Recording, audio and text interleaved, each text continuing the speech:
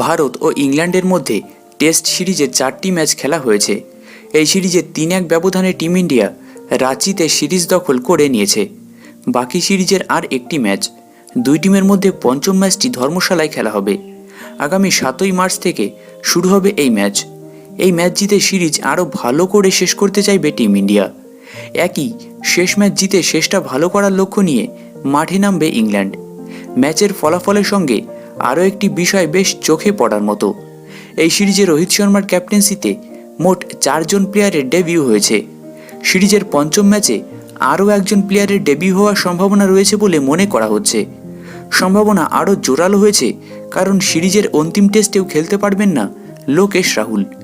BCCI জানিয়েছে রাহুলকে আপাতত চিকিৎসকদের পর্যবেক্ষণে রাখা হয়েছে। তবে শেষ টেস্টে ম্যাচের জন্য স্কোয়াডে ফিরে এসেছেন জসপ্রীত বুমরা।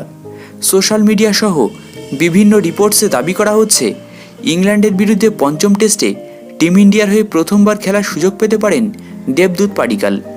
রোহিত শর্মা এই ম্যাচে তাকে পরখ করে দেখতে পারেন।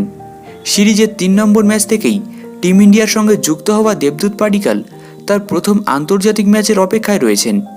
পঞ্চম ম্যাচের ওপর সিরিজের ফলাফল আরও নির্ভর করছে না, ফলে ভারত চাইলে পরীক্ষা নিরীক্ষার পথ বেছে নিতেই পারে। এমন অবস্থায় দেবদূত পাডিক্কালকে ডেবিউ করার সুযোগ দেওয়া সঠিক সিদ্ধান্ত হতে পারে বলে ক্রিকেট প্রেমীদের অনেকেই মনে করছেন।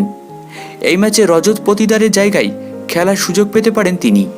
পতিদার এই সিরিজে একবারও তার ব্যাটিং দিয়ে বিশেষ কিছু করে দেখাতে পারেননি।